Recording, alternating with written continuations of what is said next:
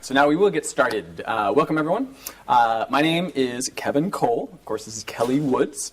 And just to share with you a little bit about what we're going to be presenting. Of course, we're going to be presenting on autism and Asperger's. Okay, Asperger's generally being what's referred to as high-functioning autism. Okay, and this is something that we've both worked with for many, many years now.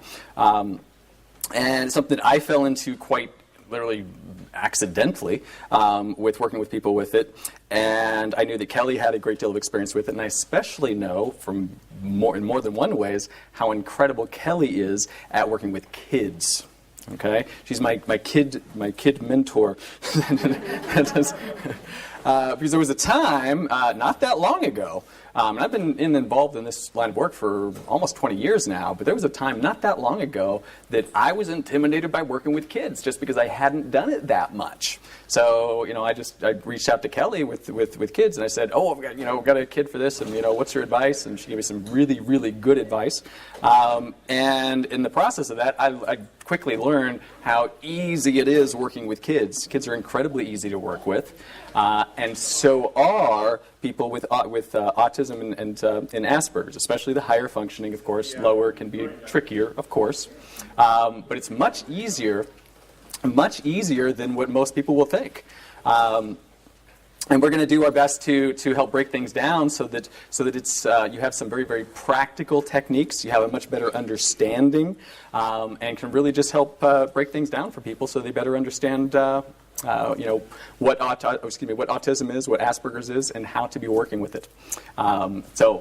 Great. Yeah. That's a great introduction, and we hope that you leave this presentation feeling more confident in taking on these clients.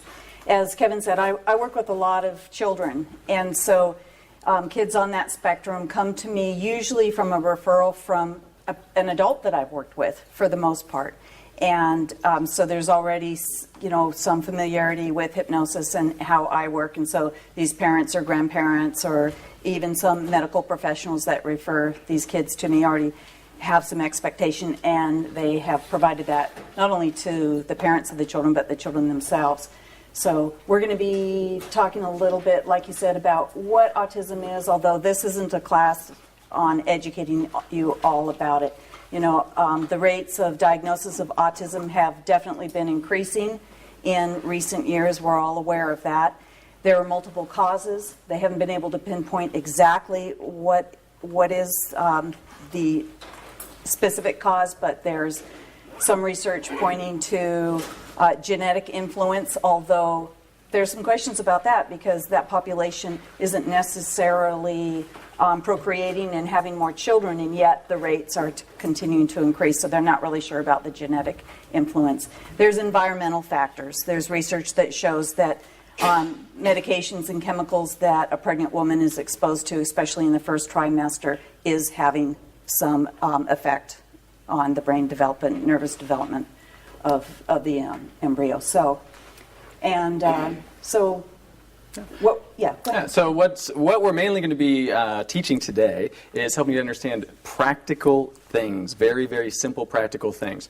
Like, as I believe I mentioned already, I fell into this quite by accident. Okay, it was actually a student of mine that booked a course, just like any other student. And a couple days after, he called me and he said, well, I should tell you, he said that his partner informed him that he should inform me that he has Asperger's. Truth be told, when he told me that, I had zero idea what Asperger's was. Literally, I was Googling asparagus. Literally. No joke. I'm like, well, what's wrong with that? Makes just peas smell weird, but no, in all seriousness, that's true. That is a true story. I really did do that. But nonetheless, the only thing, and I mean the only thing that I was concerned about was, what does he want?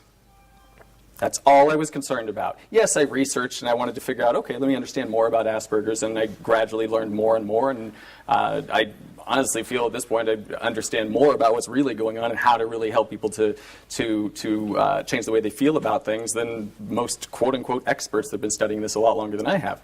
But it started with just paying attention to who was in front of me and finding out what do they want, and using the giant tool set that I have, and I suspect many people in here have some pretty large toolboxes as well, to be able to be working with people on the spectrum. So that's how I got started with it. I'm going to interject there from the kid point of view. It's of utmost importance that the kid is buying into working with you. Yes. Because parents will often call us and want us to make their kid do their homework. Well, unless the kid is buying into what we're doing with them, that it's pointless. So I make sure that I have that kid on board and that they have some kind of frame of what to expect. And so part of that is coaching the parent. We also end up working with parents and families because this is an extremely stressful situation for families, not just when they finally get a diagnosis, but an ongoing thing that can affect siblings who might feel abandoned or resentful of having an autistic brother or sister. So there's lots of opportunity for us to work in a systemic way. And anytime I work with children, I work in a systemic way because children don't get where they are all by themselves. And so we want to make sure that we're helping give parents tools, too, that they can use. And I'm all about empowering kids. I think that every kid that we empower in this world takes those tools forward and affects everyone in their orbit, too. Absolutely, and yeah, especially with kids, whether it be just on with any challenge, if we're not really helping the parents, we're going nowhere. Especially when it comes to things where it can be very stressful. Okay, I suspect, and I don't know for a fact, but I suspect that at least a couple of people in this room are in this room because they have kids that have autism on some spectrum. Yeah. So that's why I have Kelly here, by the way. She's had many kids, so don't hate me for the fact that I don't know what it's like to be a parent. And I used to be a child once. So nonetheless, from my understanding, it's hard enough. It's challenging enough just raising any child. Okay, but one with any kind of special needs and things like that, obviously, it can be very, very challenging. What happens, and it's not anybody's fault. It's just literally a law of physics, if you will, law of emotions. That child is going to feed off of the same stress that parent is going through, and then it creates a negative feedback loop. So if we're not teaching the parents some skill sets as well, then it's just going to slow down the process considerably. Okay? And giving them that opportunity to get some relief themselves. There's about a 60% higher divorce rate for parents of children with autism. Up to 70% of them are single parents and are unemployed.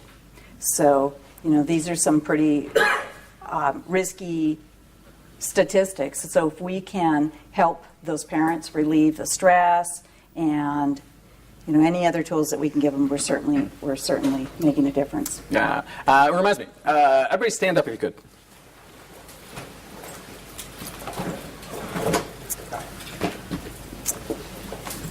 And I want you to just, cool, everybody's already stretching. Go ahead and stretch while you're at it. But what I want you to do is I want you to just take your fingers and make the OK sign. Make the OK sign. And good. You could just do that one a little bit more. Good. Okay. Perfect. Now, watch carefully. Watch very carefully. Okay. And I want you to just take your hand and place it right on your chin.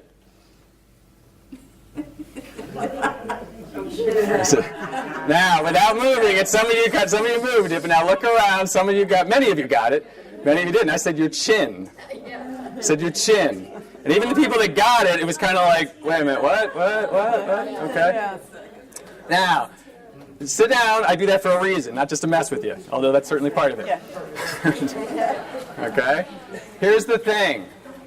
People do as we do much more than what we say. Okay? Especially our kids. Okay? Lead by example. Practice leading by example. And please, everyone, whether you have kids, whether you don't, please be taking excellent care of yourselves. Because in the words of, I believe it was Gandhi, be the change that you wish to see in the world. Okay? So I just use this as a simple example. By the way, use this with your clients and use this with the parents. Okay, I do this with great rapport. Okay, and it helps them to get it. They're like, I see what you mean now. Okay, cool. You want to ask? So who here in this room loves the DSM? Loves all those labels, right? Obviously, not very many. Diagnostic manual. Yes, this is what the psychiatric profession uses to diagnose so that they can get, treatment and reimbursement. So we have a natural about that because we understand what happens when people are laboring under those labels that have been assigned to them. This is something that happens in, when we're working with people as kids, but even adults. It's interesting, though, that often adults who receive a diagnosis later in life feel a sense of relief because they've been wondering what the heck, they thought there was something seriously wrong with them.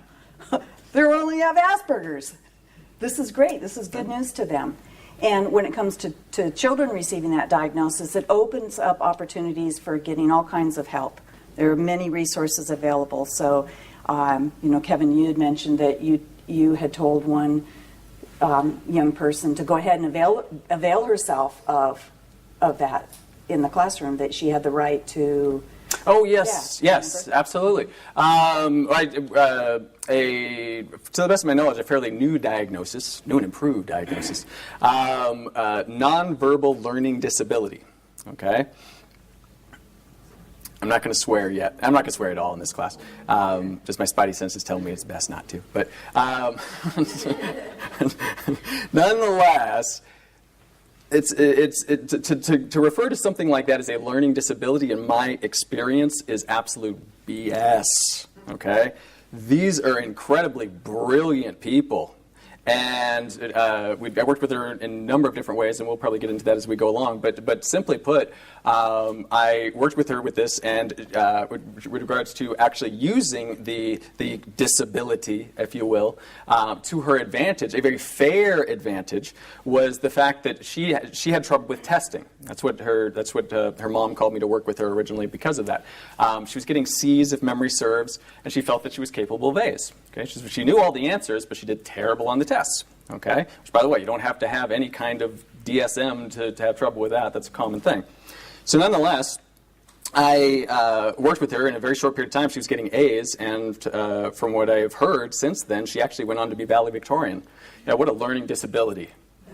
Yeah, geez, But simply put, one of the things that I told her is I said, well, you know what? Use that quote-unquote disability as an ability to be able to ask questions during the tests, because with those specific tests, they wouldn't let anybody ask questions. But if you had a quote-unquote learning disability, you were permitted to ask tests. I personally think that should be across the board for everyone. Okay, those tests. The challenge is, the reason why that certain people don't, especially people on with certain forms of autism, and especially Asperger's and nonverbal learning disability. Here's the problem. It's not them. It's the freaking test. They are smarter than those multiple choice tests. They are much smarter. And they're able to contextualize and say, well, in this context, it would be this. In this context, it would be this. In this context. And they're absolutely correct. But the test doesn't allow that. Okay? So we're not going to fix the system, at least not immediately, but we can help to educate these kids that are growing up trying to figure it all out. It's hard enough as it is without having these labels. And so simply put, I taught her three major things.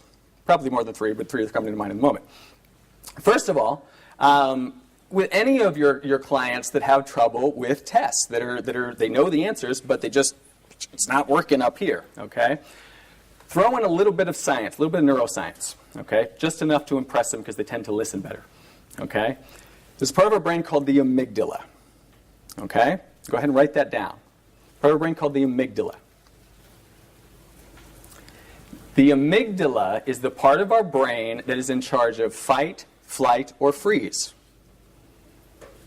That's about all it knows how to do, okay? It does a little more, but not much, okay? It's in charge of fight, flight, or freeze. And here's the challenge, okay? The amygdala is one of the older parts of our brain. It's Not the oldest, but it's a much older part of our brain as far as our brain developing over centuries. Okay? But we now have this new and improved prefrontal cortex. Okay? Prefrontal cortex, write that down too. Just amygdala and prefrontal cortex. People will think you're much smarter than you really are. Okay? And the prefrontal cortex is what allows us to be able to do better on the test. What allows us to be able to think more logically, to be able to think more rationally. Okay? Here's the challenge, though. That that amygdala is a survival mechanism of fight, flight, or freeze. In this society that we live in, we are way overstimulated. All of us are way overstimulated. Way too much information coming at us. All at once. Now, just take whatever amount that you feel that you're like, you know what, yeah, that makes sense. We've got all this Facebook stuff, we're texting here, we got all this information. Take that and multiply it by about 100, if not more. Now you have about this much of an idea of what it's like to be on the autistic scale, on the spectrum. Okay? It's just information overload. So here's the thing. Let's break it down to simple things, to the lowest common denominator. Let's speak logically. Always communicate logically with people on the spectrum, and they will get it. Okay? They will get it. As long as you have rapport. Rapport is first. Step 1, rapport. Step 2, speak logically. So nonetheless, all that I do is I just explain that when we practice simple exercises, simple breathing, it slows down that amygdala and allows that prefrontal cortex to be working properly. Simply put, just simple breathing, especially for somebody as intelligent as somebody on the spectrum, they're going to do fantastic on that test. Okay? Simple is proper breathing. Okay? For the sake of time, I'll just simply say, just Google belly breathing. Okay? But breathing from your diaphragm. Okay, we won't do a specific exercise with that because we want to give you as much as possible, and that's something you could easily Google. But just simply put, like just teaching them how to breathe properly, where they let their diaphragm drop down into their belly area, as opposed to what so many of us do. Okay, now you're going to get much more air that way. Okay, teach them to do that; they're going to do much better on those tests, and they're going to be able to relax that much better because it slows down all of those other thoughts. By the way. Because our thoughts, by the way, are what lead to our feelings. Yeah. Yeah, no, that's great. I think it's useful to talk about the superpowers of people on the autism spectrum, right? A vibe to that, yes. Yeah. Yes. Because so many people focus on the challenges of this group of people. So they have a lot of very wonderful skills, such as the ability to focus and concentrate for extended amounts of time. When something captures their attention, wow, they can immerse themselves in a certain topic. They're great visual learners. Yes. So we need to utilize that when we're working with them. I've got a clipboard and colored pens, and we do lots of pictures and diagrams, and I use the logical approach. Because whereas, even a 3-year-old is starting to grasp the nuances of metaphor, this doesn't happen in the case of autism. Imagine life basically without metaphor.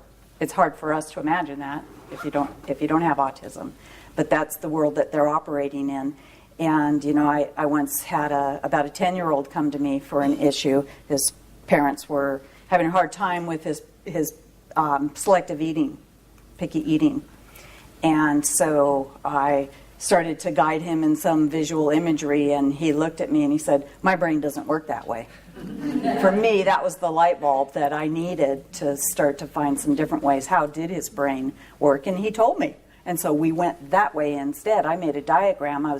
I wanted to give him some tools. I ended up teaching him an anchor collapse, but I did a diagram of the neural pathways in his brain. He loved it. He grabbed that, and he was able to take the tool and have it be effective for him for moving out of anxious states. Absolutely. Yes, and exactly. Here's the thing. this applies to just, you have high anxiety clients as well. Where there is high anxiety, whether it's because of being on the spectrum or any other reason, okay, you've got somebody who's highly visual. Where you have somebody that's highly visual, you also have somebody that is highly intelligent. Okay? We don't just set goals in life, we create visions.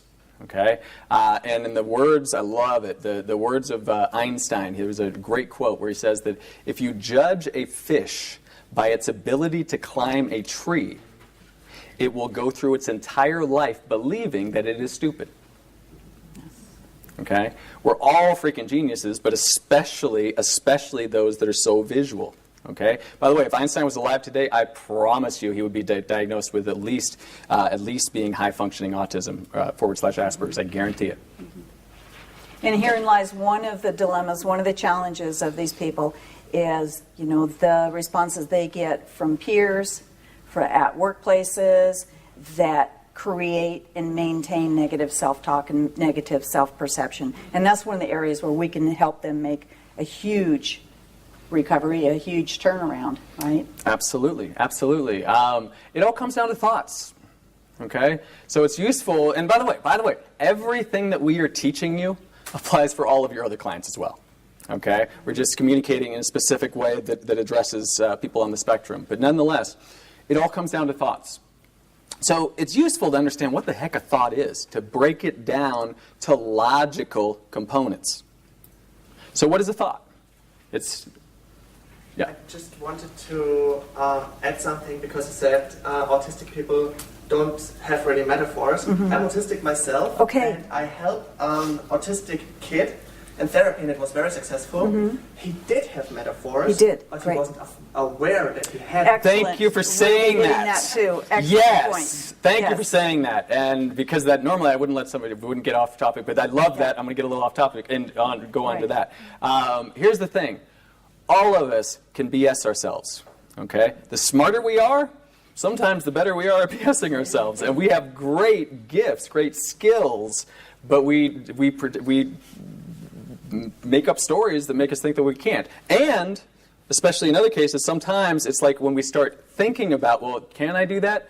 Well, now we step into, instead of more of a metaphorical, creative way of looking at things, now we're in the very logical.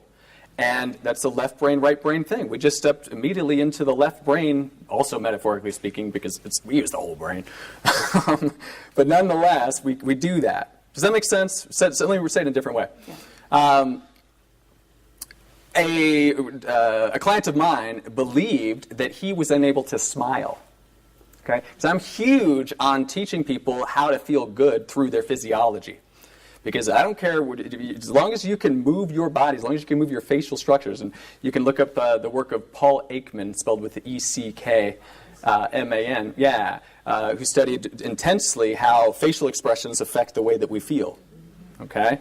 And this particular individual that I was working with, I do this with a lot of my clients and students, where I literally just have them all stand up and literally just be smiling ear to ear, like real smile, and just notice how good they feel, okay? And ask them, now I want you to try to think of something negative, try to feel negative when you're doing this. You can't do it, not if you really have the physiology fully, okay? That said, this individual said, well, what if you're unable to smile? Okay? So I wasn't just going to say, oh, come on, don't give me this BS, because obviously you're going to lose rapport and you're going to create resistance. We obviously don't want that. So I just simply said, I said, well, do me a favor. Go like this. Now watch my face first, okay? I went like this. I was like, dude, here, just go like this. Okay? He used his fingers because he believed, by the way, he said that his muscles just didn't work that way. Okay? Yours was, what was it? My brain doesn't work that way. Right. My mind doesn't work that way. I can't do metaphors, etc. So I do this, and this is exactly what he does. Okay? So again, here's the before, here's me, Okay, here's him.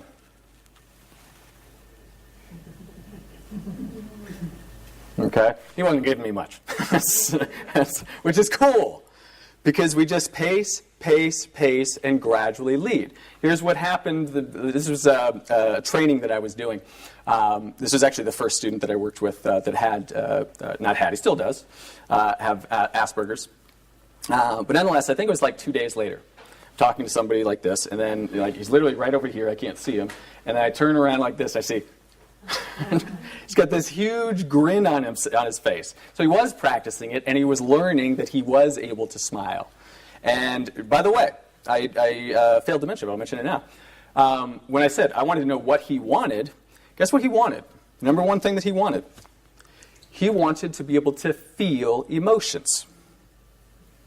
He had the belief that he was unable to feel emotions, which segues back into the metaphor aspect and the logical aspect. Of course he could feel emotions. Everyone can feel emotions, and it's a common, my research that I've been doing is that they say that that's a common trait of Asperger's and autism, is that they, quote unquote, can't feel emotions. That's not what Kevin Cole's independent research is finding. Yes. Okay? Yes. Kevin Cole's Wikipedia shows they can actually feel, because again, thoughts create feelings. But too many thoughts at the same time just making us feel way overwhelmed. Well, especially the smarter we are, well, maybe we're going to get good at learning how to turn it off and going into total digital, politically incorrect way of saying it, but political Spock mode, or politically correct political Spock mode. I'd vote for him over the other two. It's politically incorrect, but just a Spock mode, if you will. Okay? Does that make sense? Yeah. So the thing is that and I would say, like, okay, well, I would help him I'd ask him to associate to certain positive memories and ask him how that would feel, or how that feels, rather. And he would say, oh, I just can't feel it. And the thing is, because he was thinking too much about it. He was getting into that analytical, digital, if you will, mode. Okay? And that was the way he was most of the time, by the way. Okay? Let's see here. He was really good at self-hypnosis. He was fantastic at self-hypnosis, and he was fantastic at shutting off his feelings. And so I'm big on just paying attention to who's in front of me. Okay, I like to say that I watch like a hawk and I listen like a safecracker, unless I'm in a relationship with you, in which case I apologize. I've heard hypnosis can help with that. Okay, but with my clients and my students, I watch like a hawk and I listen like a safecracker. Okay, so nonetheless. Out of the corner of my eye, because I'm not going to be just staring at the person, out of the corner of my eyes, I'm just watching, as I do with everybody. And this is the way that he was during this entire class. Okay, if you need to stand up so you can see me, please do. Okay, he was pretty much like this the entire time. And I had made the mistake, actually, of letting him type while he was doing that, which is a mistake, because that just made him that much more digital, if you will. But nonetheless, he was just pretty much this way the entire time. If anything, it was like this. So when he wasn't around, like I'm big on, you can sit, you can have a seat now. When he wasn't around, I would say, okay, I want to step into this world. I want to take on this physiology. Because, by the way, when you take on somebody's physiology, you tend to feel what they feel. And that's going to be valuable to understand later. Okay? So stay tuned. But nonetheless, when you did that, I'm just like this. And after a while, I'm just like, yeah, I can't feel shit either. Okay, I told you I'd swear eventually. That physiology, okay? Motion creates emotion. Okay? If your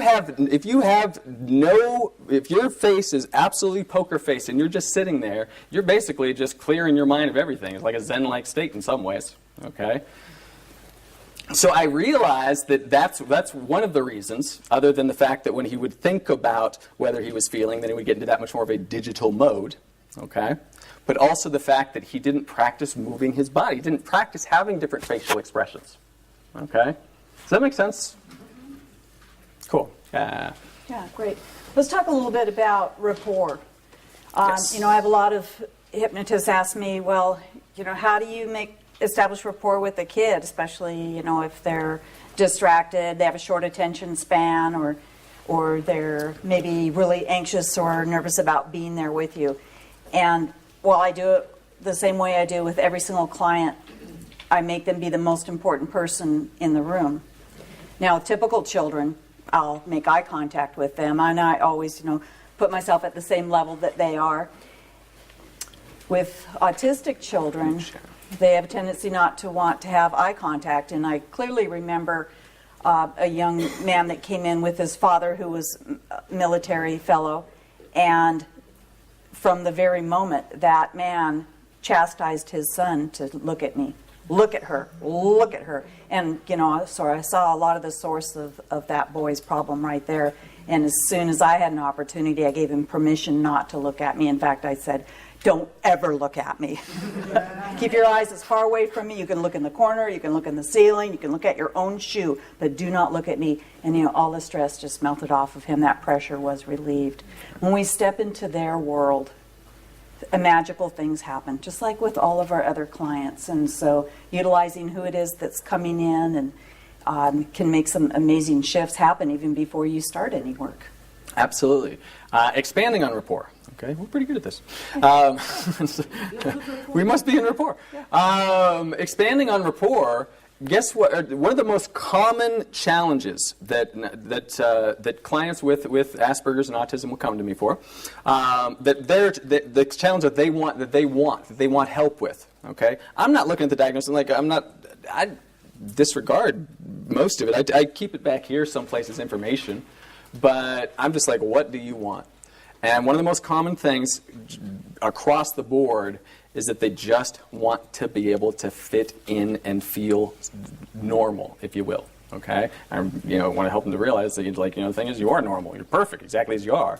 But I want to teach them how to be able to fit in a way that they want to. Not because I think that they should be fitting in. Got to pull in the language. I tend to have a potty mouth, but I'm doing my best. I don't care. I think that it's everyone else most of the time with the problem that doesn't understand them well enough and that's judging them for just being different. Okay, But that said, I want to empower them to have more choice because they're not going to get everybody else to have that frame of thought. Okay, so I want to teach them how to fit in. How do I do it? Okay, really simple. Really simple. I teach them rapport skills, and I don't just mean rapport skills of, saying, "Oh, nice hair." Okay, I mean matching and mirroring. Okay, if you're not familiar with what's referred to as matching and mirroring, just Google it. Okay, it's just simply when you can match the physiology. Okay, for a fast-paced rapport demo. Okay. Literally, and you wouldn't want to literally mirror too much. And make sure they know this too, because because you want to recognize that oftentimes they will take you very, very literally. Okay, very literally. Okay, but nonetheless, just making sure that. Sorry to put you on the spot, but I knew you could handle it. So nonetheless, just matching the physiology, smiling. Okay, smiling, and just matching and mirroring. More matching than mirroring. Mirroring is basically when you're doing the exact same thing, okay? Which can get really, some trainers will say they won't pick up on it. Yes, they will. Believe me, they will. But just matching, okay?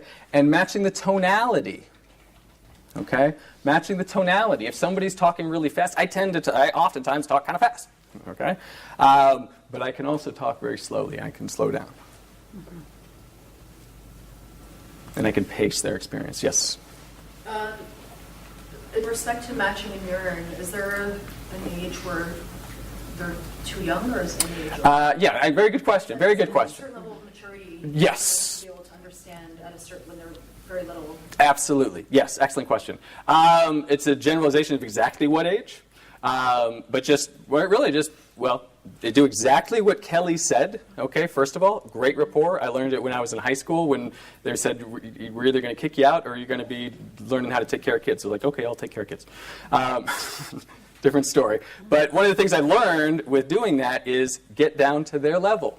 Okay, just get down there because you're matching and mirroring them, if you will. Okay, but nonetheless, get to their level, pace their experience wherever they're at, and judge for yourself whether or not they are in a place where they can understand, matching and mirroring. If not, don't worry about that, okay? But that said as well, man, I've found that kids are much smarter than people usually think. Yes, and that they can figure out things. The young children. Plus, there's a subconscious response from them that is creating that rapport with us. Absolutely. So simply put, just judge for yourself while having really high expectations of what's possible, okay? And not and being very patient with it, of how you get them there. Does that answer your question? Sure. That would be a no. Can you expand, please? No, you basically did. Basically, the answer is user discretion. Yes, but... How mature the child is. Absolutely. Yeah, across the board with everything, by the way. Okay? Don't just look at, but the textbook says that, they're not able to do this at that. If I went by that, I'll put it this way, okay? Sometime after I started working with this stuff, I had a psychiatrist call me, okay? And it was regarding one of her patients, okay? And she said to me, I just want to kind of pick your brain here, okay? And in all honesty, I was a little bit intimidated because like, oh, geez, what. And so she just simply was asking me, and I'm just being myself, just sharing all of this stuff. And she said, you know what, Kevin? Technically, what you've helped my client, to achieve in such a short period of time should be impossible. But I am convinced, I remember it really well because it's a pretty cool conversation, I am convinced that he was able to do so because you had absolutely no idea what you were doing. Isn't that great? And I took that as an awesome compliment, okay? And I knew that you meant it as an awesome compliment. Because I didn't say, okay, let me study what they're not able to do. Let me figure out what they're not able to do. Let me do this, let me look at all this stuff, I just kept asking, what do you want? Let me reach in my toolbox. With rapport and pacing and leading and just, just giving a damn, let's get you there. And I believe that most of the time, just about any age, you'll get them there, so long as you're very flexible in that approach. And that's a really interesting thing, because on the other side of the equation, children are so easy to work with because they don't have all those limitations and preconceived fears and apprehensions about hypnosis. So it works very well that way too. Yeah. Because of the Rapport thing, it was very funny when I worked with this little kid, because his psychiatrist asked me to help her. And he had this metaphor that he was some kind of reborn shadow creature from the dark world, whatever. I love it. Yeah, like that. Yeah. Awesome. And the light is his enemy and stuff like that. Fun fact, I had a similar metaphor when I was a kid. We had the same metaphor, and I have met all the other autistic kids with the same metaphor. Okay. That's amazing. Yes, but the fun part was this. As soon as I started working with him, he integrated my personality in his metaphor because I told him about mine. Wow. So he was matching and mirroring me on a automatically. level. And the fun part was this. He was saying that his source of life and power is his dark energy, blah, blah, blah, blah, blah. Was similar to his outrages and outbursts and aggressive stuff like that. He also tried to be like that with me. But I said, I'm from the light part of that. I already have mastered what you lack. I can teach you that. I said, I'm like a future version of him. I love it. So whenever we were fighting, because I was agreeing to that, so he can exert this aggression because I could keep it up, he ever said, I cannot defeat you because your light is so strong that my shadow powers vanish. Whenever you touch me, I cannot do that. So he said, I can destroy everyone. Okay, try with me. I can't do that with you. But only me. Everyone else he would attack, just me not.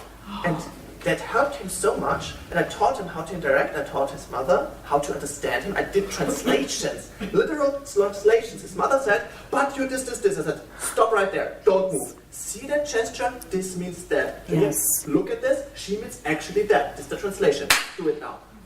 No problem. Yes. Never had again. Best friends forever. I gotta give you a knuckle bump right there. That's awesome. Yes. We need more translators Yes. like you too. That's marvelous, and it is exactly what you say. We need to be able to translate. And I remember reading a wonderful quote. A mother of an autistic child said, "For so many years, I tried to teach my son about the world, where I needed to teach the world about my son." Exactly. Yeah. Word. Yeah. And Rachel. in regard to the question about how early to teach them how to rapport and how to build that rapport, how to build that matching and mirroring, depending on how early they come to you. But my own son is 21 now, my youngest, and he was diagnosed with autism at age 3. we actually sat down with him. We would make faces. And we would say, this is what it looks like when somebody's mad. Yes. He had 4 older siblings. Yes. We would just cycle through. Each of us would work with him on that. And so it is very much, even at that age, and he was extremely, extremely intelligent. So yes, speaking to him logically always worked well with him, Kevin, because he's so highly intelligent. But they can learn how to build, how to match that rapport, how to understand, how to translate emotional response or emotional signals from other people into their own language at a very early age. So teach them that as soon as they come into your office, and don't worry about how old are they, because it's something that other children are learning naturally through immersion. The autistic and the Asperger brain needs to have a little bit more concretely than what my son has let me know. That, thanks Mom for doing it so concretely. I needed that. And now he translates in his own way. Wonderful. And it's great, to have parents that are, cued into that. I think that our emotional intelligence education in our school systems are pathetic. And we see that in the adults that come to us and then don't have a clue about what their inner senses are telling them. So I make sure that I am actually giving them that education, and we define what an emotion is trying to signal. What is the meaning of frustration? First, we tap into the somatic experience of it and locate where it is in the body, but then we define, what is that telling us? Well, logically, it's telling us that whatever we're doing isn't working and we need to try something else. No one's ever broken this down for them. And so light bulbs are going on, and they finally get a logical frame to operate under these feelings, and then they start to actually acknowledge the emotions while they are feeling them. But previously it might have been just a physical sensation, and they wanted to have a tantrum to try to take care of it. So Absolutely. yeah, so having that, having a whole vocabulary of emotions and then having explanations for what they are. And I always ask the client, what do you think that's trying to tell you? And I'll get blank stares from adults, right? So I think that's one of the best things that we can do. Absolutely. And connecting with the emotions aspect of things and looping back to the overstimulation. The thing is that certain things, certain lights, certain sounds, certain things can really be challenging. Yeah. But if you have step 1, which is the rapport, if you continue with step 2, which is the logic of helping them to understand why they are overstimulated, what's happening up here, what's happening in the body, how that's feeling, and how they can modify it, you can be very creative. You can have fun metaphors that they use. Stepped right in his world, which was your world too. Exactly, yes. Yeah, and like one of the things I love is just so simple. Just have them imagine knobs, and if they're not in an age where they understand different knobs, find something that matches something that they understand, that they can move up and down, that changes volume. Okay. And it's so, sometimes people get frustrated. Maybe it's like easy for you because you don't have to whatever. And yeah, it is easy for me. And I want to teach you how to let it be easier. Not necessarily easy. I'm not saying it's going to be magically easy for everyone, but at least easier by just communicating logically and teaching them how to do it. And being patient. Once they got it, they got it. Okay? I'm working with a client currently that, by the way, he was this close to being diagnosed with multiple personality disorder. Okay? We have to be very careful unless anybody, and there might be some psychotherapists in here. I won't ask for a raise of hands, but unless you're a licensed psychotherapist, we need to be very careful about messing with anybody else's diagnosis, even if we think they are absolutely, totally wrong, to put it nicely. Okay?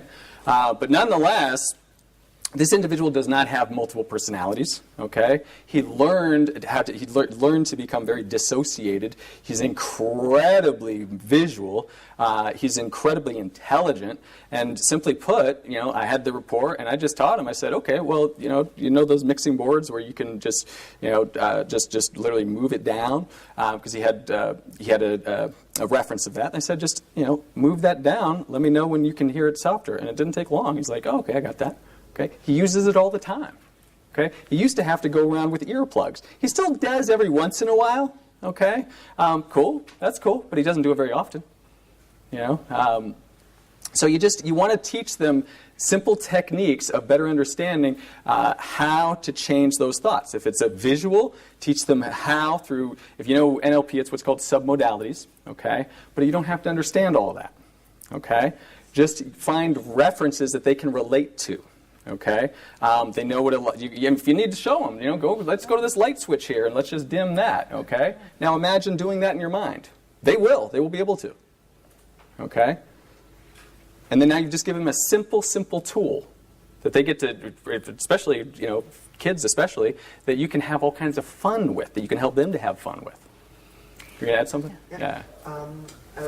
What you said about tools is very, very true, because when I was growing up, I did not feel emotions at all, and I thought I had to act like the others, or in a certain thing. I did research, behavior patterns of others, and I found that my clients did the same.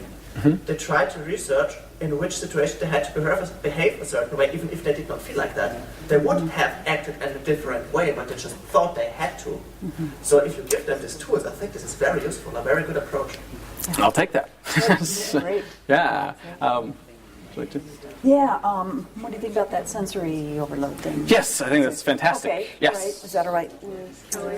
Yeah, so what we're going to do, we're going to do a little exercise, quite frankly, to help those that have no idea what it's like to have any form or being on the spectrum in any way, to have an idea, okay? So we want to let you know what we're going to do. Yourself. So that if anyone wants to just, you know, literally just close their eyes or put their hands over their ears, because we're going to intentionally, for just a few moments, make it so that there's a lot of stimulation going on in this room, okay?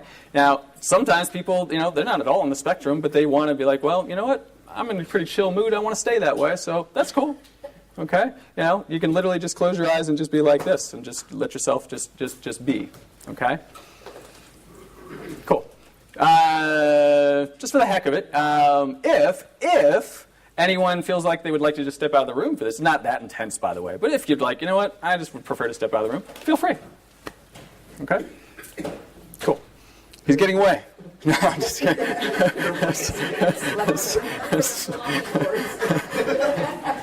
It's just part of the experience. The left door, push hard on the left side. Push. There we go. Yeah, we needed some muscles. There we go. In fact, Rachel, would you man the lights?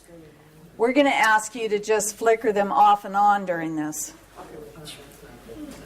Yes. Say another thing that a lot of school districts do is that if a child has autism or Asperger, they'll put them into a special education class, Oftentimes, which is not helping them at all, because they're with other kids that have no abilities at all, and then sometimes they can acquire their abilities, and that's what happened with our little 5-year-old. They put him in a special ed, Yeah. and my daughter finally in first grade said, he's going into regular school, and put him in regular school, and he progressed so much in that first year. It was just Great point. and it was just to be around. I don't know if it's going to, I don't want to trip That he Kelly. was So. in. So now he started Great point. talking, writing, Right. communicating, where he wouldn't be. Yeah, he would but just that sit in the corner. that required her awareness that was going on. Yeah. Absolutely. Very lucky. In Austria, nobody cares about autism. Yes. They don't even know what it is. And it takes the psychiatrist ages to diagnose it. And everyone with autism is considered to be like an inbred. They actually think they are stupid, unable to do anything. This child, Manuel is his name, Yeah. he taught himself English without having anyone. He's smart at his teachers. His teachers can't do anything. And they tell him he is too stupid for school just because he doesn't focus. They ask, because he said that questions are stupid, that's right. They asked him to measure the distance between A and B. They had a graphic. Of course, he measured the distance between the letter A and the letter B in the question, not because they didn't say it. Yeah. Perfect. Yeah. I love it. Exactly. I could go on for days and days about how traditional education screws people up. But, Yes. oh, good. There's something, I I'm in this field professionally, and what you're describing, it's a huge battery of symptoms. Yes. But what you're describing over and over is something that we call sensory integration dysfunction. If anybody wants to Google it, because many people have sensory integration dysfunction that do not have autism. Oh, absolutely. Yes. So Absolutely. just to clarify, To clarify some that, people, it's a great if point. you're Thank searching you. Asperger's or autism, it's just a lot more expeditious to just say sensory integration dysfunction if these are Okay. the issues you want to help them with. Oh, Because there thank you. are hundreds of layers of this. Oh, absolutely. Yes. Well, it's funny you should mention that. So far, too. I expect probably more. Just trends. People have come up to me and said, "Oh, yeah, I think I might have Asperger's," because they feel like they have certain traits. And I'm like, you know what? We all have certain traits. Okay, we all have a little bit of it. Okay, and yeah, it's not about what this is about. What this whole workshop here is about is, what do you want? Okay, what's going on? And if they're like, oh, I just got overstimulation, I honestly don't. I'm not concerned about if it's the. I don't even remember the title. But if you want to learn more about it, sensory integration dysfunction, it's an altered ability to integrate all kinds of sensory inputs. Yeah. So it can be. But not necessarily tied to autism. A autism spectrum. Yes, exactly. And it doesn't. Yeah, And and there are lots of people that have autism that don't have a heightened sensory absolutely, integration. absolutely correct. And so, everybody is absolutely unique. Right. This is why I was able to help so much without having a clue what I was doing. Because I paid attention to who was in front of me. I didn't care about the diagnosis. Did I research it, on a little bit on the side? Yeah, I did. But I just took it as a little bit of information. I didn't use it as my forefront. My forefront was, what's going on? How can I help with the tools that I have? And there's lots and lots of different tools, no matter what it is. And by the way, they just have, be having an overload of anxiety because of something specific, and it's not even necessarily that specific diagnosis. It can teach them the same things. But before we do that, so let's do a quick exercise, just so that people have an experience. It's useful to better understand what this sensory overload can be like. Again, and absolutely, it does not mean that because they have the sensory overload that means that they have Asperger's or autism, but it is something that is common with, especially lower autism, as far as having so much sensory overload. So, cool. And I'll let you do this one, since this was her brilliant idea that she shared with me last night. Yeah, and actually there are videos online that you can access if you just do some Googling. That'll give you that sense too. There's been a lot of people that have put together that experience so that people can just have an idea of what it might feel like. So let's have this side of the room just stand up. This will give you a chance to stretch. And if you want to move around in a circle, or you can stay where you are, I want you to just start talking loudly, laughing, clapping your hands.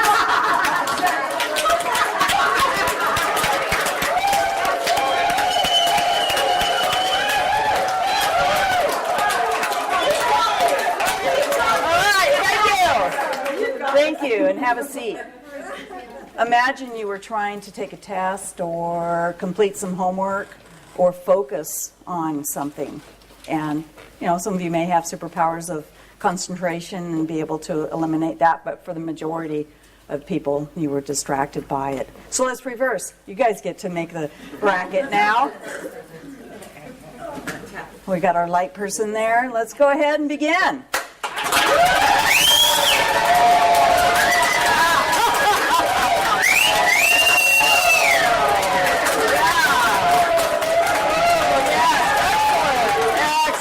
Thank you very much. That was only a few seconds.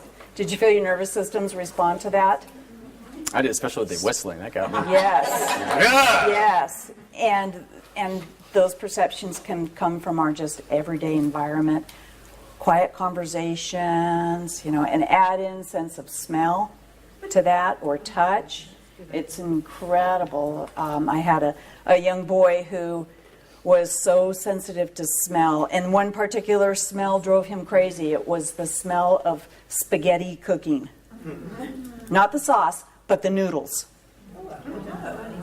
Wow, that's a particularly, I had to cook some just so that I could smell it later, because I couldn't conjure up that odor myself. So, Pardon me? Would a regression assist you in figuring that out, where that came from? A regression?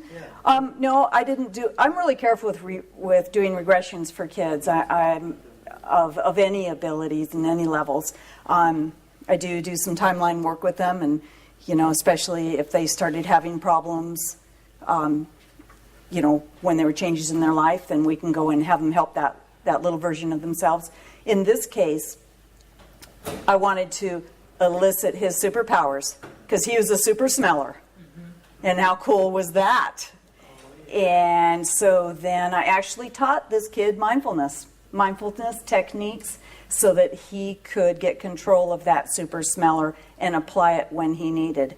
And I had a leather chair he was sitting in, and I had him really bring in all his attention with that super smeller to the smells around him. And do you know that he was able to smell the remnants of a day before smoker that had sat in that chair? I had no clue there were still those odor molecules. And I, gave him that very logical explanation about how smell travels. It's molecules that are in the air, and then we're breathing them in, and we're getting that sensory input that way. So he got that visual. We even did a little diagram of it, giving him a control mechanism where he could filter that, where he could turn down the intensity. He gave it a rating score, where he could start to change it, and that empowered him so he could tolerate the very ominous smell of cooking noodles. Awesome. Yeah. A couple things just on that real quick. Do you like haggis? You ever had haggis? Yeah. Oh, God, no. Yeah, exactly. Exactly. But certain people love it. Don't need to do a regression for it. Yeah. I mean, it's something like that, though, an aversion to a certain smell, if it was an adult, it implies somewhere maybe in the past something happened. It implies that maybe, but yeah. Well, again, do you like haggis? It's not on my spectrum. Yeah, good wording. No, that's what well, and the thing is, I just want to emphasize, especially. You see asparagus, then you might. Okay, exactly. Now you're going to think of pea now, aren't you? But no, in all sincerity, especially with kids, and especially with kids on the spectrum, I don't recommend going there with regression unless it's just remember a really, really fun time that you did recently.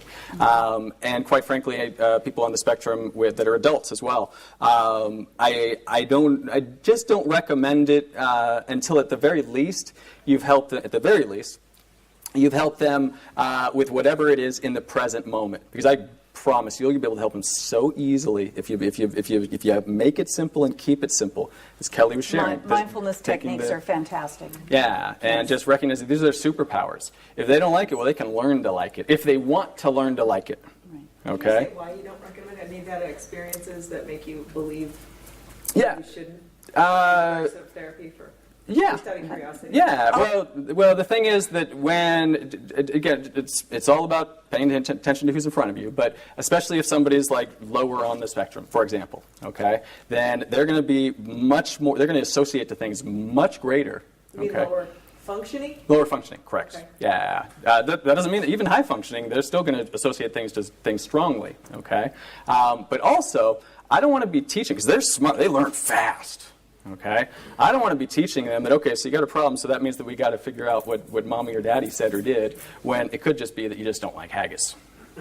Does that make sense? My metaphor, it does. if you will.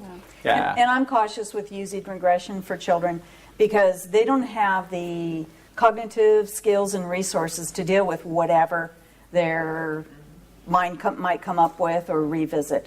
And we know enough about the fallibility of memory to not want to take that risk. So I'll make sure that it's always in a positive frame, as Kevin said, to maybe be able to anchor some positive resource from past experiences or places or people. Yeah. And by the way, I love regression. I don't know if I actually said not to use it, but I will say just to really work in the present moment, and then if and when you think it would be valuable, but really make sure that you know how to do it in a way that doesn't have them to relive the experience. And I don't just mean that with people with Asperger's as a personal opinion. Okay. With regressing children, they're a little less likely to be able to tell you that something's back there that's a problem that you might run into. As we're adults, they have a little bit better conception of what might be there. Well, especially, I mean, kids are just so easy to work with. Thanks that Kelly helped me realize that there's just no need. It's like, you know, they can be anywhere, anytime, and they're just so Yes. hypnotizable and so open and just, you know. Regression for the sake of regression. No. Yeah, absolutely. Exactly. Yeah. That's So, right. nonetheless, what's my, Yeah. I don't know, if a tree falls in the forest, does it make a noise? I don't know. No, and again, paying, sorry, really just paying attention to you know, their level. But again, I just wouldn't recommend it. And let me first say, I wouldn't recommend it until you feel you have mastered all of this stuff and helping them to do it in the present moment. Once you've mastered doing this in the present moment, if you feel it's valuable and you've mastered regression, okay, go ahead. Okay. Yes, one last thing on regression, if it's, yeah. Speaking about to that specifically, again, my son, an enormous amount of rapport, and he and I have a great deal of respect for each other, and we have worked hypnotically. And he was older, he was 17, and he and I both agreed, okay, we're doing regression. This is what he thought he needed. Sits up right in the middle of it and says, not what my brain needs. I said, okay. We're going somewhere else. We're going a different direction. My experience, and so I have a master's in special education, I have a master's in psychology, I work with special needs a great deal. But my experience is that they do indeed want to work in the present moment. They would rather work with metaphors. They would rather take whatever is going on for them in that moment, turn it into some sort of thing that they can deal with, and work with them that way. That they can get a handle on. Exactly. Yeah. So my experience is definitely mirroring what both of you were saying. Great. That's the way to go, no matter what their age. Because again, my son was 16, 17, and he's an extremely, his IQ cannot be measured. It is that high. Okay? He's I believe it. incredibly intelligent, incredibly self-aware. You meet him, you would not know. And many people here at the conference have met him because he has been active with me in training. But even him, it's like, no, that's not what my brain needs. Awesome, awesome. Yeah, absolutely. How fast is it? Pretty fast. Go for it. The metaphors and the superpowers, both tools I gave to a young man, and you use them himself to erase what he wants. There it is. There you go. Empowering them of any age. I mean, that's what all our clients need. They need to be able to be self-regulating, you know, whether it's emotional states or the physical responses from what they're going through. You know, when we're talking about some of the things that these people suffer from, stress, of course, it affects everybody. But what are the sources of stress and anxiety for people on the spectrum? They may not be what they are from typical people. It's not always the big problems in their life that bother them as much. It can be a small thing because there is generally an aversion to change. Part of the reason for that is that incredible superpower of being able to focus on one thing. That also means that they have an ability, a limitation in being able to move their attention, and so they like to be locked on that thing. Speaking of attention, I know that a lot of people's attention spans are short. So it's right about an hour. So let's take about a 4-minute break, just a little pee break, or as I like to say when I teach NLP, an NLP break. And then come on back. I'm going to teach you some of the, along with you already shared with you the breathing aspect, but I want to explain to you some of the simplest, most effective ways of helping them to do so much better on those multiple choice tests. Great. Okay, so shake a leg. Okay. Perfect. Yeah. Because that's something that's pretty common, right? Yes, absolutely. Oh, yeah. The self-talk is huge. Yes, absolutely. Yeah, and they automatically, well, lots of people automatically think negatively about themselves, but I think in that population. Yeah, exactly. Well, again, the stronger our powers, the more they can feel like our weaknesses until we help them to become superpowers. Remember that. Yes. Remember that. That just channeled so we could use that in the future. It'll come out. But okay, but remember it because I don't know if it'll say that. The stronger our powers. But I'm just do the test thing real quick just so that I remember that. Okay, great. That out. Yeah. All right, everybody, come on back, please. Have a seat. Thank you for the great feedback during the break, too. We're so happy that you're enjoying this talk today. We're having a blast. Yeah, and by the way, I absolutely love that the interaction with many of you, because it's just not just me and Kelly that are able to teach so much. Okay, it's the invaluable input. And I always like to say, okay, in addition to okay, I like to say that as great as many of the trainings that I've had, I always have learned the most from my clients and my students. Okay, so I'll just thank you for that. Now I promised to teach you guys about the tests, specifically with the multiple choice tests. Okay, here's the thing. Okay, again, it's so contextual, and they're brilliant enough to recognize the different contexts. And they're almost every time that I've heard it, I take that back. Every time I've heard them explain, I'm like, you're absolutely right. You know, it's a shame that we don't have an educational system that lets people actually say, here's my answers verbally as opposed to a written test. You know, when I do trainings, I don't do written tests because I want to see that they've got it. So nonetheless, what I'm getting at is a simple one of the most simple ones that you can help them with. It'll change things like that. Is true and false questions. True or false questions. Okay? Here's the thing. If it can be false, it most likely is. And I don't just mean 75% chance. I mean like in the upper 90 percentile chance. Okay? If it can be false, it probably is. So if they're having trouble figuring it out, and they're like, I don't know, contextual, whatever, well, can it be false? Yes, it can. Mark it false. And become the valedictorian of when, even though you have a learning disability. Okay? Yes? For the multiple choice questions, it has worked for me as an educator and a parent to say, you are being tested on the material that was taught and not about what you know. And if they make the distinction about what it is they were taught and asked to study, then they'll answer it properly. That's really valuable. It's a great frame. If they make it based on their knowledge, because they could have wild amounts of knowledge in that subject and be laughing at how stupid the test is, but it's like it's a trick. So base it on what you learned. I love it. That's great. really, really valuable. Thank you for that. I told you I learned more from students and clients.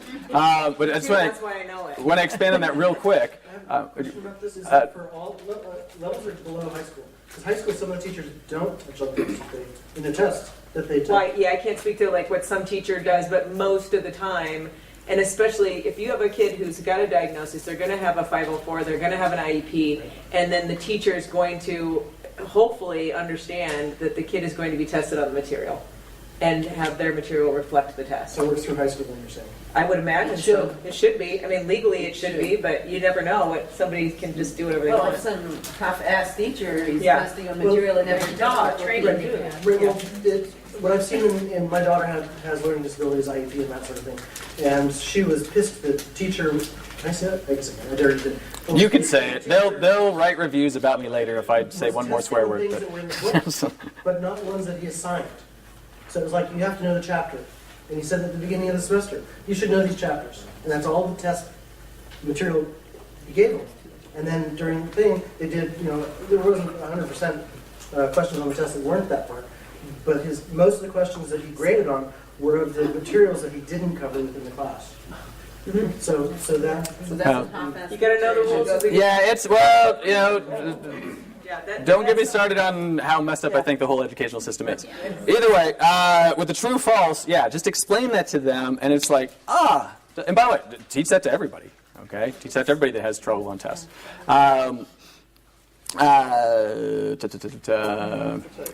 And let's see if there's anything else on the testing aspect of things. Those were the major things that I taught. Really simple stuff, just taught her to breathe, did some just, mindfulness.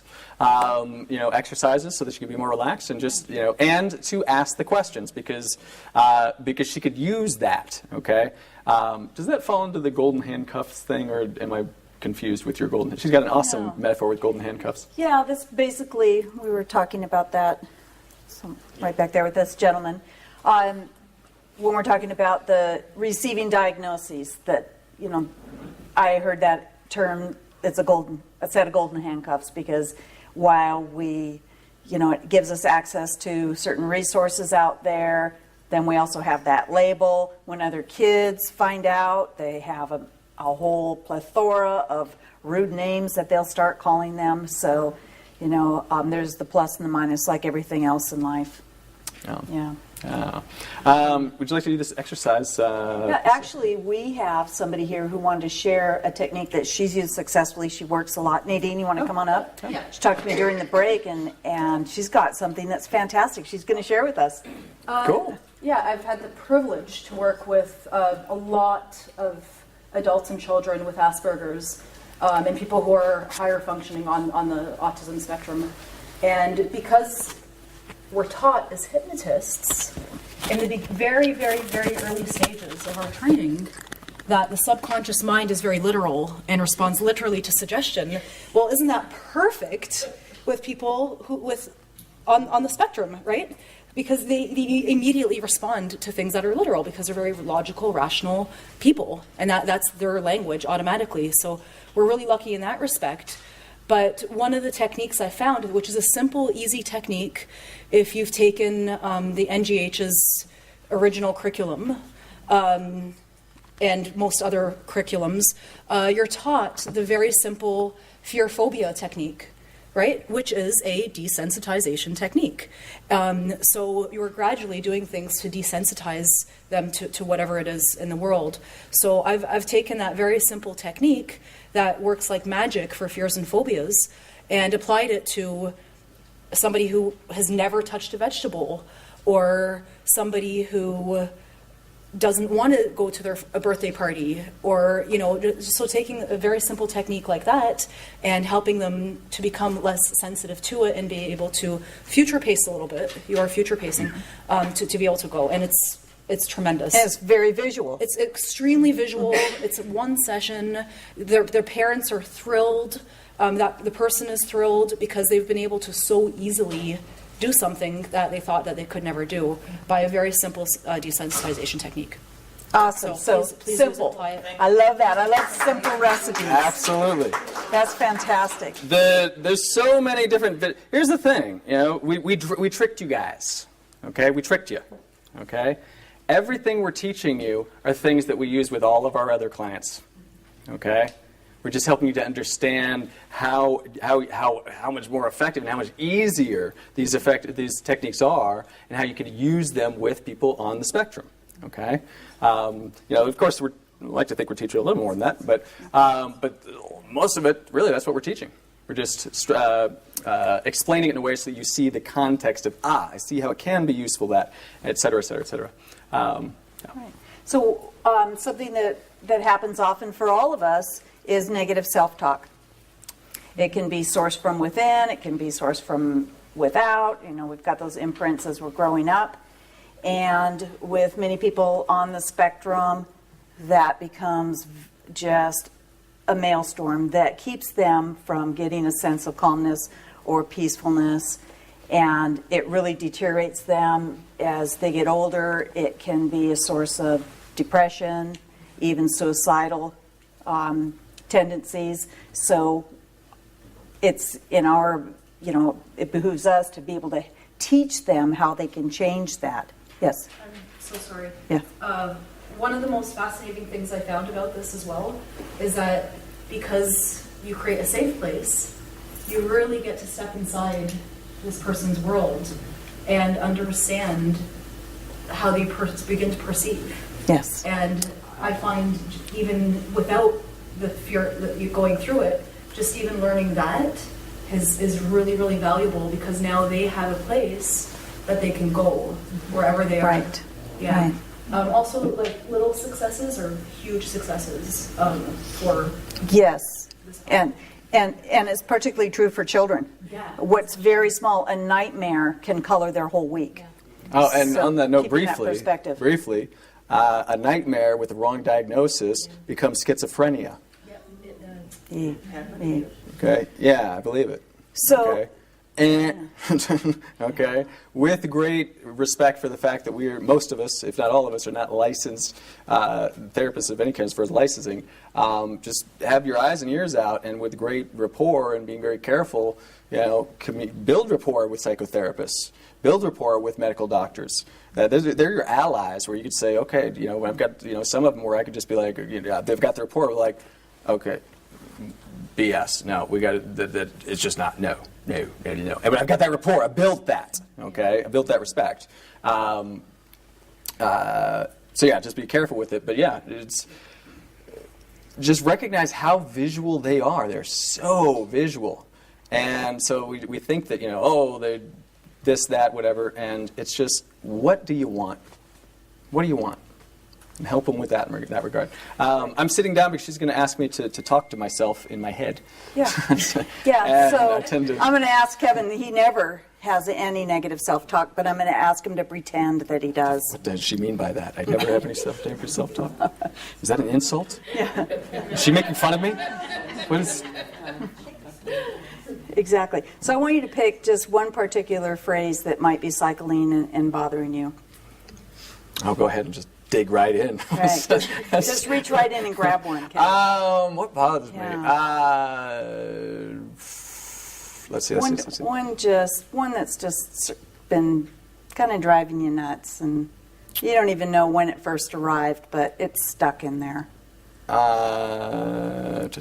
stuck. It got downloaded in there because your brain's a lot like a computer. Let's see.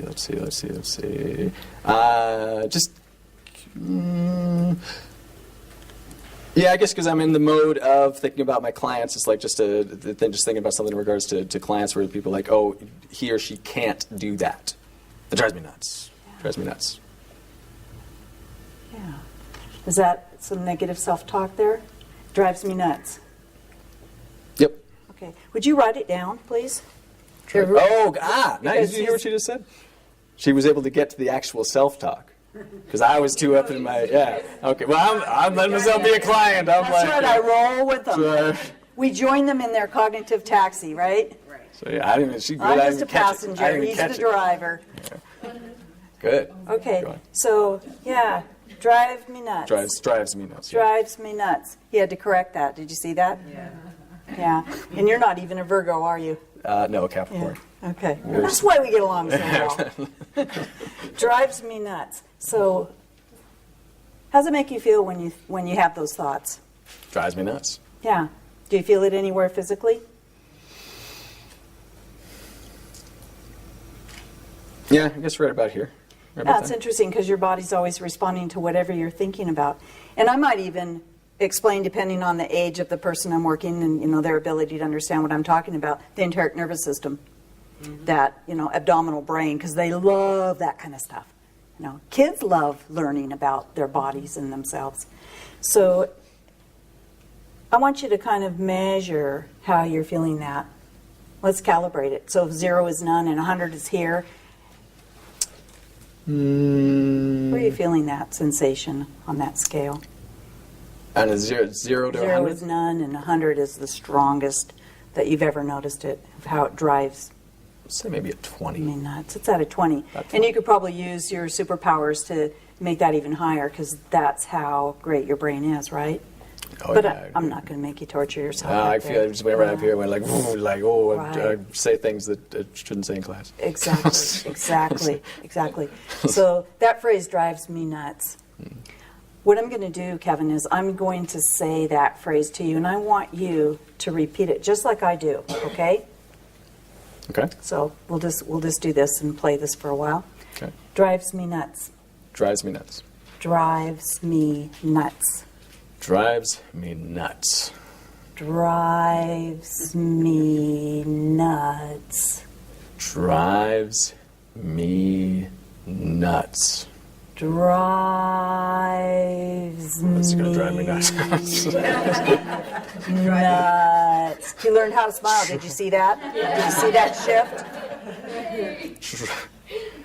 Drive. It's like the Bugs Bunny cartoon where he's like, come back here, Barney. That's right. That's awesome. I love that.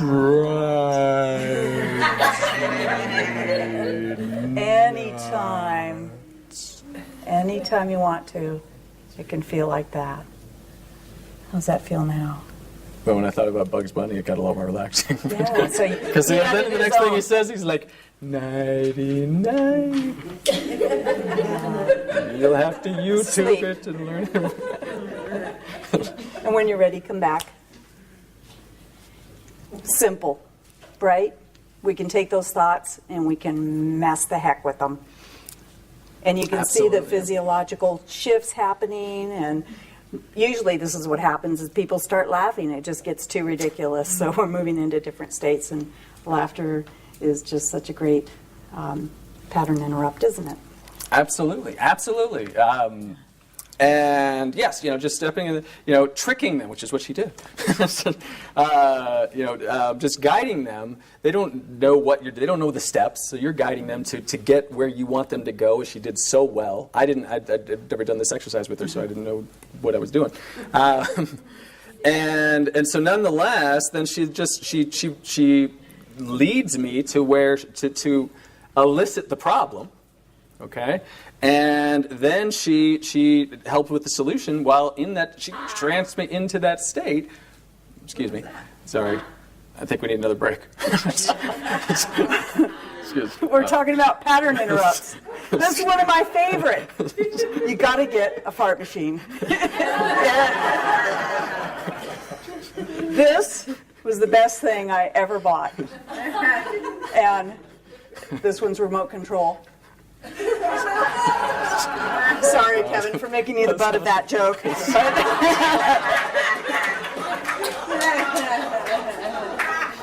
That is awesome.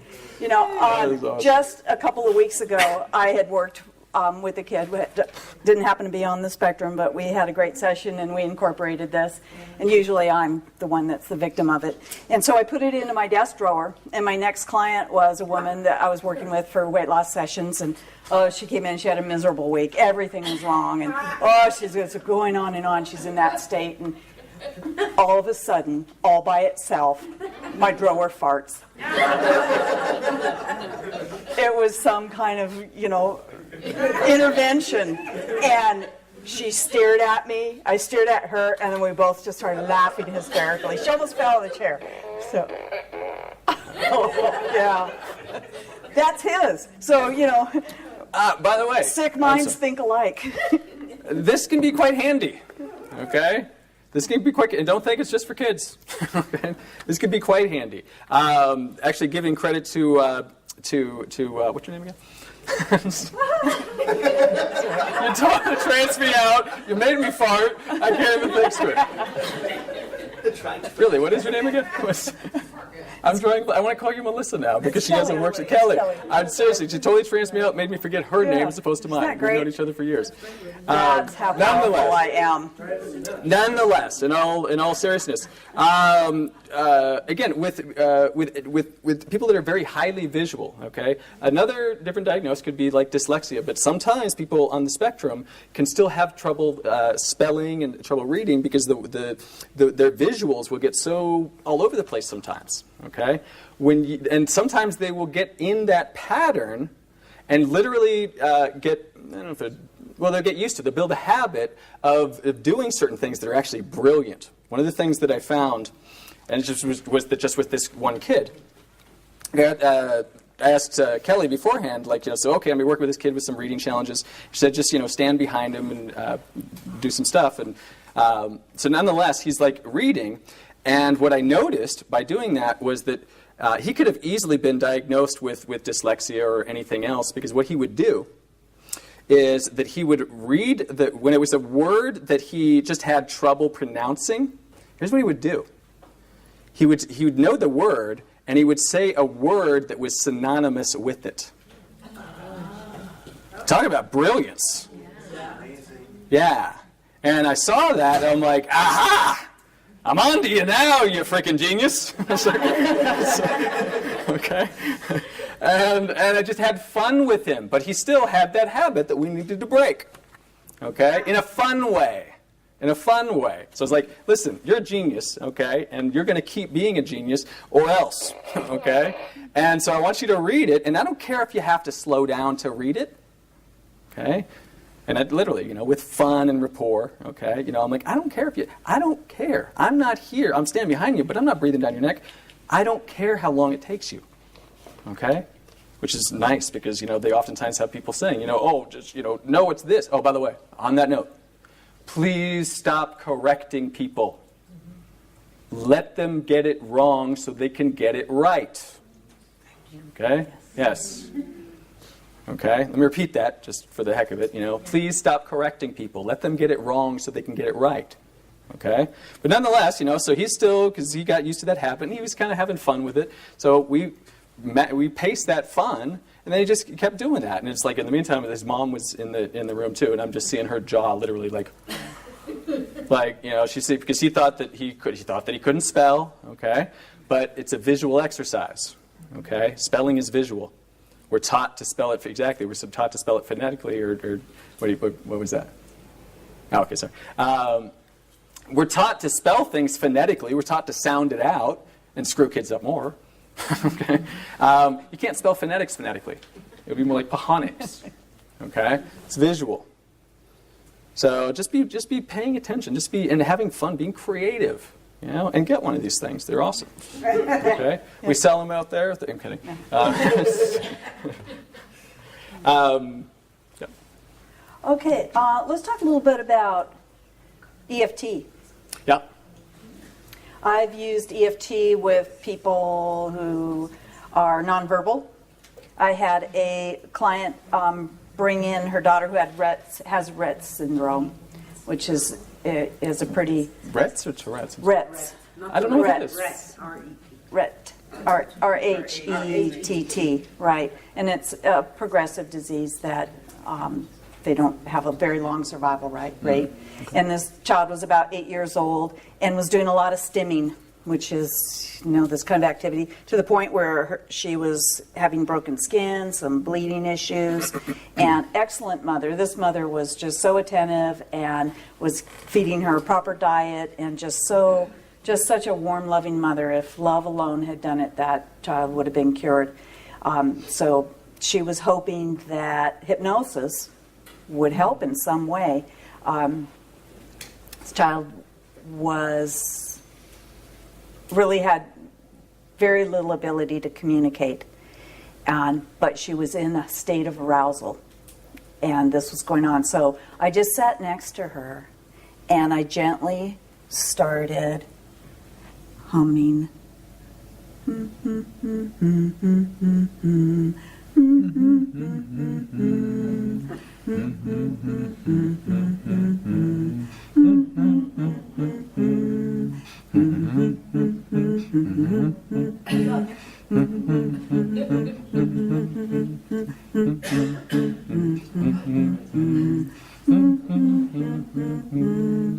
stimming stopped. Her whole nervous system relaxed. Her mother started crying. A simple tool. So every night, that parent, and probably several times to the day, but especially at night, she would just tap gently. And sometimes she would just do a circular rubbing motion. So, calibrating to the child. Maybe tapping is irritating. I use those kinds of things. I'm sure a lot of you do for our clients. And I've had people with chronic pain and, problems with, what's the... Trigeminal? I'm not sure. TMJ, but there's also a nerve, trigeminal. That's a pretty tough one. So tapping was kind of irritating. So just a gentle rubbing is we can be flexible, right? But I found that that's one of the best tools to change the nervous system and calm not just child, but parent too. And if a child is able to receive instruction and follow instructions, I'll have the child demonstrate on the parent. And the parent quickly clues into what we're doing. I'll have them stretch out, and the child is doing the tapping on the parent. So, reversing roles is great. I use that a lot in my practice with children. And kids on the spectrum love it. They love it when I stretch out on the couch and say, I have a problem, what can I do? They come up with the best solutions. One little boy looks at me and he goes, you need to take a breather. And then he gave me excellent instruction on a breathing exercise. Absolutely. So, thinking outside of the box. We were talking about earlier about going down to their level. I do a lot of my work on a nice, wonderful magic blanket on the ground, and it's fun. I get tired of sitting, right? So we can stretch out, we can lay on our back, and we can breathe into a big balloon that fills with every exhale, and then the balloon loosens and goes up to the ceiling, and then they can do whatever they want to it and with it, and be prepared because it might be really gross what's going to land out of that balloon right on you. So having fun with them and being creative in that way, and you can get even the most seemingly rigid, logical mind to start breaking loose and start to embrace some of those metaphors. Absolutely. One that actually it's just such brilliance in these guys. I teach NLP, and for countless years, I didn't understand what the term timbre means, because like in NLP you teach about different kinds of tonality, and timbre is one of them. I had no friggin' idea what timbre meant. But there's one guy it wasn't the first one I worked with. I've had multiple with Asperger's in different classes now at this point. Probably had him before and I didn't know it. But nonetheless, he's like, oh, I can help you understand it. And it's so brilliant. He was listening to what I taught him as far as pacing my world, and he's like, well, you like Star Wars a lot, don't you? He's like, of course I do. He's like, okay, well, timbre is, it's Darth Vader has a deep timbre. Got it. Thank you. You were just logical in my Star Wars reality, okay? Again, just pace their experience, step into their world, and just lead. Once you've got that, it's just like you just keep doing. Because then, here's the thing. It sounds strange at first, but it'll make a lot of sense. You may have heard the saying, people buy from those that they like and trust. Okay? Same thing. You get the like and the trust, and the first thing that happens with me, the first like and the trust is, oh, you got autism. That's awesome. Yes. Yeah, and then they're like, well, usually the face is more like, yeah. And I'm like, yeah, that's awesome. And I'm not lying to them. I'm telling them the truth. Yeah. Okay? I'm telling them the absolute truth. And I'm just simply saying to them, yeah, I love that because, so far, and by the way, I do say this so they recognize how sincere I am. It's like, I don't know, maybe I'm wrong, but every single client that I've worked with so far, so what am I doing? I'm kind of like, backing off a little bit, not saying like, I'm saying, I could be wrong, but every single client I've worked with so far on the scale has been absolutely brilliant. Okay? For most of them, not all, some of them have been fortunate enough to already really have that belief, but most of them I've worked with haven't. They have the exact opposite belief. So now I've just completely reframed, and now they've got tremendous like for me. They don't care if they trust me, they just like me now. And so the trust comes more, and I'm just able to continue building on that. Yes? Another thing to add on to that is you could tell people to go on YouTube and look up child prodigies who are autistic. Yes. Absolutely. See 12-year-old kids who were told that they couldn't speak and thrown out of school. Yes. Teaching at Yale and Harvard. Absolutely. Who are completely like the lowest functioning on the spectrum. Absolutely. So I think things like that really provide hope and let them see some. Yeah. Absolutely. Pokemon.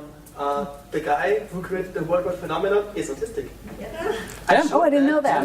Manuel, because he wants to be a game programmer, but no school wants to let him graduate because he only gets 16 hours of education, but he does not get more because, quote, it's a waste of time on a child like him. Wow. And because he doesn't get more hours, he cannot go to the middle school to graduate. Right. And because he cannot go to the middle school, he does not get more hours as well. Yeah, This vicious circle. Vicious circle, yes. Yes. And I showed him, you know what? This guy is autistic. He was able to found that. Try your best to get some good grades. Do your best, and then go for it. Yes. Yeah. Sure. I used to manage a tech firm.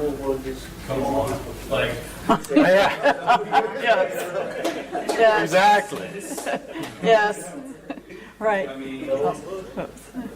Exactly. Yeah. Asperger's in Down syndrome? No, but especially in the past, used to be frequently misdiagnosed as Down syndrome in the past. There's no genetic test for autism.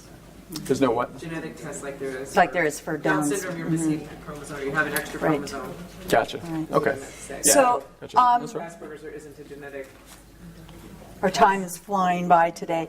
I want to give you one more tool Right. that I have found to be, Let me see. Checking with the time. Go on. it's about 8 minutes now. Oh, okay. So, Got it. Thank you. Yeah. That I've found to be so wonderful for all of my clients, and I originally learned it from Mark Savard. And I think that the version that I got from him was created specifically for weight loss clients. And so I've been, chopping it up and changing it and Kellyizing it for all kinds of needs. And basically, it's creating a power signal, something that we can tap in whenever we need it, whenever we need a lift of confidence, whenever we need centering, whenever we need peace and calm, and to have that available with us wherever we go, especially when that client's no longer working with us, right? This is part of that empowerment and giving them their own tools. So if you'd like to participate here, what I want you to do is just go ahead and close your eyes. Make yourself comfortable there. And what we're going to do is I'm going to be saying a series of words. Go ahead and close your eyes. Because it's easier when you close your eyes. It's not necessary, but it's easier. So I'm going to be saying a series of words, and I want you just to let them move through your mind, and I want you to notice how your nervous system responds to these words. And there's going to be at least one, maybe more than one, that really floats your boat, that your inner mind goes, yeah, you'll be able to feel that in your physiology too. And then I want you to remember that word. But all you have to do is nothing except just listen to my words and listen to your body as we begin. Breathe. Breathe. Breathe. Smile. Smile. Smile. Kaleidoscope. Kaleidoscope. Kaleidoscope. Connection. Connection. Connection. Strong. Strong. Strong. Blooming. Blooming. Blooming. Apple pie. Apple pie. Apple pie. Kind. Kind. Kind. Peace. Peace. Peace. Thriving. Thriving. Thriving. Unshakable. Unshakable. Unshakable. Energy. Energy. Energy.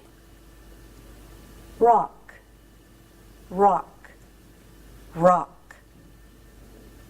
Illuminate. Illuminate. Illuminate. Fresh.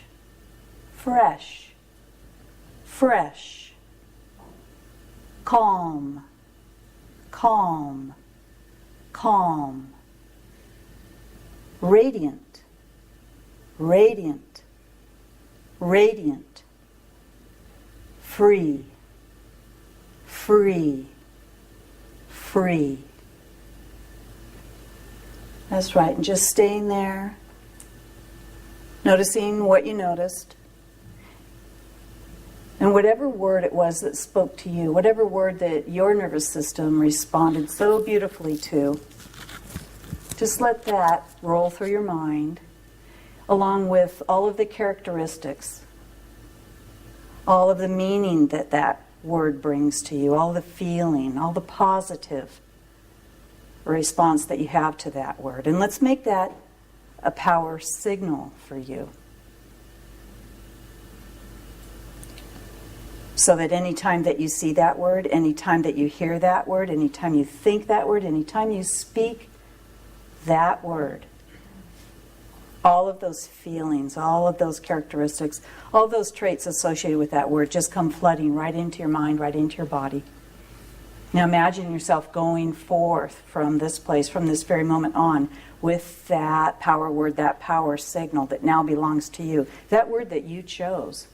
Or maybe that word chose you, I don't know. Imagine yourself going through the rest of this conference, and any time that you have a reference of that word, or you need that word, you think it, you speak it, all of these wonderful feelings just ignite within you. Or maybe later you're back at home, you're in a grocery store line, and if you're like me, you always get in the wrong one, and you're feeling impatience, you can bring up that word and have all of its inherent qualities. That's right. Because it belongs to you now, and that's your power signal. And coming back to this place and time, eyes opening, feeling good, taking in a big breath of energy. Right. Thank you. Thank you. You can imagine how you can customize that for your client. I just scribbled out those words this morning for you. Some of them were nonsensical. Doesn't have to be sense. Maybe they're going to be based in logic. Yes. Books for information. I have a couple of books I've written on working with children. Melissa Tears and I are doing a one-day workshop on Monday on this topic. And we have our book, Integrative Hypnosis for Kids and Teens, for sale at her vendor table. Yeah, thank you. I don't have any books yet. What's that? I don't have any books yet. And we're just about out of time, but thank you so much. Thank you, Kevin. Yes, well, thank you. Thank you. Yeah.